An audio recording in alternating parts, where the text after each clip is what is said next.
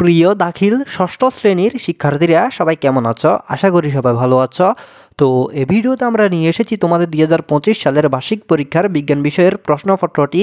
তো আমাদের এই চ্যানেলে এভাবে তোমাদের সকল বিষয়ের প্রশ্ন পরীক্ষার আগের রাত এমনভাবে আপলোড করা হবে, সেগুলো পাওয়ার জন্য তোমরা অবশ্যই আমাদের এই চ্যানেলটি সাবস্ক্রাইব করে রাখতে হবে এবং সকল ভিডিওতে বেশি বেশি করে লাইক দিতে হবে, যাতে তোমাদের পরীক্ষার প্রশ্নগুলো আমরা আমাদের এই চ্যানেলে আপলোড দিলে তোমাদের কাছে নোটিফিকেশান পৌঁছাতে পারে এবং তোমরা যাতে তোমাদের প্রশ্নগুলো পেয়ে যেতে পারো। আশা করি বুঝতে পেরেছ। তো সুতরাং তোমাদের অবশ্যই আমাদের এই চ্যানেলটি সাবস্ক্রাইব করে রাখতে হবে, না হলে তোমরা হয়তো তোমাদের পরীক্ষার প্রশ্ন নাও পেতে পারো। আশা করি বুঝতে পেরেছ। তো শিক্ষার্থীরা, আমরা এখন তোমাদের বিজ্ঞান বিষয়ের প্রশ্নটি উত্তর সহ দেখি। তো এখানে আমাদের 1 নম্বর প্রশ্ন, কোনটি অসম সত্য মিশ্রণ? তো এখানে 1 নম্বর প্রশ্নের উত্তর হবে ক, ফানি ও আটা। ফানি ও আটা হলো অসম সত্য মিশ্রণ। তারপর 2 নম্বর প্রশ্ন, দ্রবণে কোনটি বেশি পরিমাণে থাকে? তো 2 নম্বর প্রশ্নের উত্তর হবে ক, দ্রাবক। দ্রবণে দ্রাবক সবসময় বেশি পরিমাণে থাকে। তো এখানে 2 নম্বর প্রশ্নের উত্তর হবে ক। আশা করি বুঝতে পারছো। তো এরপর 3 নম্বর প্রশ্ন, সাধারণ কয়েলের বিদ্যমান ভাসমান কণাগুলোর আকার কত? তো এখানে 3 নম্বর প্রশ্নের উত্তর হবে খ, 1 থেকে 1000 ন্যানোমিটার। সাধারণ কয়েলে বিদ্যমান ভাসমান কণাগুলোর আকার হলো 1 থেকে 1000 ন্যানোমিটার। এরপর 4 নম্বর প্রশ্ন, দুধ হচ্ছে, এখানে আমরা 1 নম্বরে দেখতে পাচ্ছি তেল ও চর্বির মিশ্রণ, তারপর 2 নম্বরে দেখতে পাচ্ছি পানি ও চর্বির মিশ্রণ, তারপর 3 নম্বরে দেখতে পাচ্ছি কলেট পদার্থ।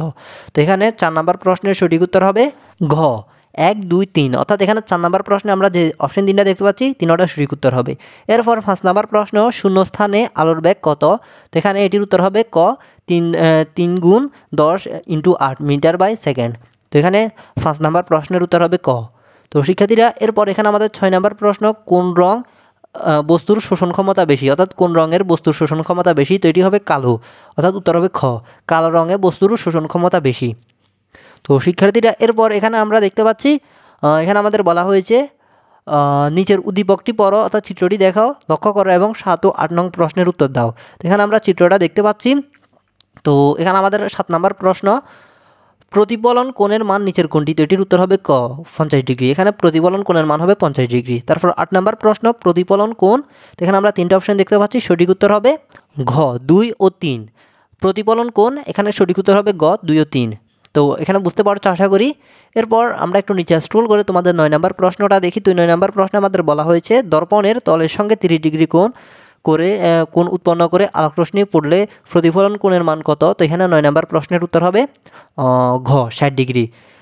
দর্পণের তলের সঙ্গে 30 ডিগ্রি কোণ করে আলোক রশ্মি পড়লে প্রতিফলন কোণ হবে 60 ডিগ্রি। এরপর 10 নম্বর প্রশ্ন, কবির পূর্ব দিকে 6 কিলোমিটার যাওয়ার পর উত্তর দিকে ভাগ নিয়ে 4 কিলোমিটার পশ্চিমের দিকে গেল, তার সরণ কত? তো এখানে 10 নম্বর প্রশ্নের উত্তর হবে খ, 5 কিলোমিটার। তার সরণ হবে 5 কিলোমিটার। এরপর 11 নম্বর প্রশ্ন, গতি সাধারণত কত প্রকার? তো গতি হলো সাধারণত 4 প্রকার। এখানে 11 নম্বর প্রশ্নের উত্তর হবে ক। তো শিক্ষার্থীরা, এখানে আমি তোমাদের যেভাবে দেখাচ্ছি তোমরা সেম পরীক্ষায় এভাবে লিখবে। তারপর 12 নম্বর প্রশ্ন, বৈদ্যুতিক ফাঁকার গতি। তো এখানে আমরা 3টা অপশন দেখতে পাচ্ছি, সঠিক উত্তর হবে খ, 2 ও 3।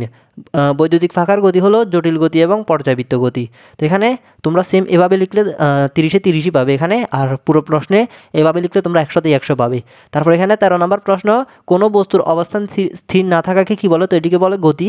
তো 13 নম্বর প্রশ্নের উত্তর হবে ঘ, গতি। এরপর 14 নম্বর প্রশ্ন, পৃথিবী থেকে সূর্যের দূরত্ব নির্ণয়ের জন্য প্রসঙ্গ কাঠামো হিসেবে কাজ করবে। তো এখানে 14 নম্বর প্রশ্নের উত্তর হবে ঘ, পৃথিবী। পৃথিবী প্রসঙ্গ কাঠামো হিসেবে কাজ করবে। এরপর 15 নম্বর প্রশ্ন, সিলিং ফ্যানের গতি কী ধরনের গতি? তো এখানে 15 নম্বর প্রশ্নের উত্তর হবে ঘ, পর্যাবৃত্ত গতি। সিলিং ফ্যানের গতি হলো পর্যাবৃত্ত গতি। এরপর এখানে আমাদের বলা হয়েছে, নিচের চিত্রটি লক্ষ্য করো এবং 16 এবং 17 নং প্রশ্নের উত্তর দাও। তো এখানে আমরা চিত্রে একটা লিভারের ছবি দেখতে পাচ্ছি। তো এখানে 16 নম্বর প্রশ্নে বলা হয়েছে, চিত্রটি কোন শ্রেণীর লিভারের উদাহরণ? তো এখানে 16 নম্বর প্রশ্নের উত্তর হবে খ, দ্বিতীয়। চিত্রটি দ্বিতীয় শ্রেণীর লিভারের উদাহরণ। তো শিক্ষার্থীরা, এরপর এখানে আমাদের 17 নম্বর প্রশ্ন, বস্তুটি দ্বারা কাজ সহজে করা যাবে। তো এখানে আমরা 3টা অপশন দেখতে পাচ্ছি, সঠিক উত্তর হবে ক, 1 ও 2। অর্থাৎ এখানে বস্তুটি দ্বারা কাজ করা সহজে যাবে বলবাহুর দৈর্ঘ্য বাড়িয়ে বল প্রয়োগের বিন্দুকে কার্যক্রম হতে দূরে সরিয়ে। তারপর 18 নম্বর প্রশ্ন, 100 নিউটন বল প্রয়োগে 1000 নিউটন বার তোলা গেলে যান্ত্রিক সুবিধা কত? তো এখানে উত্তর হবে খ, 10। তারপর 19 নম্বর প্রশ্ন, কোনো ভারী বস্তুকে নিচ থেকে খাড়া উপরের দিকে উঠাতে কোন সরল বস্ত্র ব্যবহার করা হয়? তো এখানে 19 নম্বর প্রশ্নের উত্তর হবে ক, জ্যাক স্ক্রু। তারপর 20 নম্বর প্রশ্ন, নিচের কোনটি চাকা অক্ষদণ্ডের মতো কাজ করে? তো এটির উত্তর হবে ক মোটর গাড়ির হুইল। তারপর 21 নম্বর প্রশ্ন, বায়ুমণ্ডলের প্রধান গঠন উপাদান হচ্ছে? তো এখানে উত্তর হবে অক্সিজেন এবং নাইট্রোজেন। বায়ুমণ্ডলের প্রধান গঠন উপাদান হচ্ছে অক্সিজেন এবং নাইট্রোজেন। তো 21 নম্বর প্রশ্নের উত্তর হবে এখানে, তোমাদের একটু নিচে স্ক্রল করে দেখা, এখানে উত্তর হবে ক 1 ও 2। 21 নম্বর প্রশ্নের উত্তর হবে 1 ও 2। তারপর 22 নম্বর প্রশ্ন, চাঁদ কাকে কেন্দ্র করে ঘুরে? তো এটির উত্তর হবে ক পৃথিবীকে। চাঁদ পৃথিবীকে কেন্দ্র করে ঘুরে। তারপর এখানে বলা হয়েছে নিচের উদ্দীপকটি আলোকে 23 ও 24 নং প্রশ্নের উত্তর দাও। তো উদ্দীপকটি, হাসান শুয়ে থাকা অবস্থায় কিছুটা কম্পন অনুভব করলো। সে তার ঘরের আসবাবপত্রের কিছুটা কাঁপতে দেখলো। কম্পনের এই ঘটনাটি একটি প্রাকৃতিক ঘটনা। তো এখানে বলা হয়েছে উল্লেখিত ঘটনাটি কি? তো এটি দেখে বোঝা যাচ্ছে এটি হবে ভূমিকম্প। তারপর 24 নম্বর ঘটনাটি ঘটে। তো এখানে 24 নম্বর প্রশ্নের উত্তর হবে 1 2, অর্থাৎ ঘটনাটি ঘটে প্লেট স্থানান্তরিত হয়ে প্লেটে ধাক্কা লাগে। তো 24 নম্বর প্রশ্নের উত্তর হবে ক 1 ও 2। তো শিক্ষার্থীরা তোমরা সেম এভাবে পরীক্ষা লিখবে, কেমনে তোমরা পরীক্ষা নাম্বার না পাও আমি দেখি। তারপর এখানে 25 নম্বর প্রশ্ন, শর্করা জাতীয় খাদ্য কোনটি? তো এখানে 25 নম্বর প্রশ্নের উত্তর হবে ক ময়দা। তারপর 26 নম্বর, দেহে ভিটামিন কে এর যোগান দেয় কোনটি? তো এটির উত্তর হবে স্নেহ। দেহে ভিটামিন কে এর যোগান দেয় স্নেহ। তো সরি, এখানে উপরটা হবে স্নেহ গ। তারপর 27 নম্বর প্রশ্ন, নিচের কোনটি কোষ্ঠকাঠিন্য দূর করে? তো এখানে 27 নম্বর প্রশ্নের উত্তর হবে গ শাকসবজি। দেহের কোষ্ঠকাঠিন্য দূর করে সেটা হলো শাকসবজি। আশা করি বুঝতে পারছো। এরপর 28 নম্বর প্রশ্ন, জৈব বস্তু হলো শর্করা ও প্রোটিন, স্নেহ, পানি। তো এখানে 3টে অপশান দেখতে পাচ্ছি। সঠিক উত্তর হবে ঘ 1 ও 3, সরি ক 1 ও 2। শর্করা, প্রোটিন এবং স্নেহ জৈব বস্তু হলো। তো এখানে 28 নম্বর প্রশ্নের উত্তর হবে ক। এরপর 29 নম্বর প্রশ্ন, কোনটি আমিষ জাতীয় খাদ্য? তো 29 নম্বর প্রশ্নের উত্তর হবে ক বরবটির বীজ। বরবটির বীজ হলো আমিষ জাতীয় খাদ্য। এরপর 30 নম্বর প্রশ্ন, আমরা ক্লোরিন গ্রহণ করি কীভাবে? তো এখানে উত্তর হবে খ খাবার লবণ হিসেবে। আমরা ক্লোরিন গ্রহণ করি খাবার লবণ হিসেবে, যেমন সোডিয়াম ক্লোরাইড। তো আশা করি বুঝতে পারছো। তো শিক্ষার্থীরা এখানে মোটামুটি তোমাদের 30টা এমসিকিউ প্রশ্ন আমি উত্তর সহ ভালোভাবে দেখিয়ে দিতে পেরেছি। তো তোমরা সেম এভাবে লিখলে 30-এ 30ই পাবে এমসিকিউতে। এবার আমি তোমাদের সৃজনশীল প্রশ্নগুলো দেখাই। তো শিক্ষার্থীরা এখানে আমরা সৃজনশীল প্রশ্ন দেখতে পাচ্ছি। তো এখানে তোমাদের সৃজনশীল প্রশ্নে রয়েছে 50 নম্বর। তো এখানে তোমরা 1 নম্বর সৃজনশীল প্রশ্নটা দেখতে পাচ্ছ। তো এরপর আমরা একটু নিচে স্ক্রল করে তোমাদের 2 নম্বর সৃজনশীল প্রশ্নটা দেখাই। তো এখানে তোমরা 2 নম্বর সৃজনশীল প্রশ্নটা দেখতে পাচ্ছ। তারপর তোমরা এখানে 3 নম্বর সৃজনশীল প্রশ্নটা দেখতে পাচ্ছ। এরপর এখানে তোমরা 4 নম্বর সৃজনশীল প্রশ্নটা দেখতে পাচ্ছ। তো এরপর এখানে তোমরা 5 নম্বর সৃজনশীল প্রশ্নটা দেখতে পাচ্ছ। তারপর 6 নম্বর সৃজনশীল প্রশ্নটা দেখতে পাচ্ছ। তারপর আরেকটু নিচে আমরা স্ক্রল করে তোমাদের 7 নম্বর সৃজনশীল প্রশ্ন দেখাই। তো এখানে 7 নম্বর প্রশ্নটাও দেখতে পাচ্ছ। তো 8 নম্বর প্রশ্নটাও তোমরা এখানে দেখতে পাচ্ছ শিক্ষার্থীরা। তো এখানে তোমাদের এই 8টা সৃজনশীল প্রশ্ন থেকে তোমাদের যে কোনো 5টা সৃজনশীল প্রশ্নের উত্তর দিতে হবে। তো এখান থেকে তোমাদের যে 5টা সহজ লাগে তোমরা সেই 5টা শিখে যাও। সেই 5টা প্রশ্নের উত্তরই তোমাদের এখান থেকে দিতে হবে। তো এটার জন্য তোমরা 50 নাম্বার ইজিলি পেয়ে যাবে।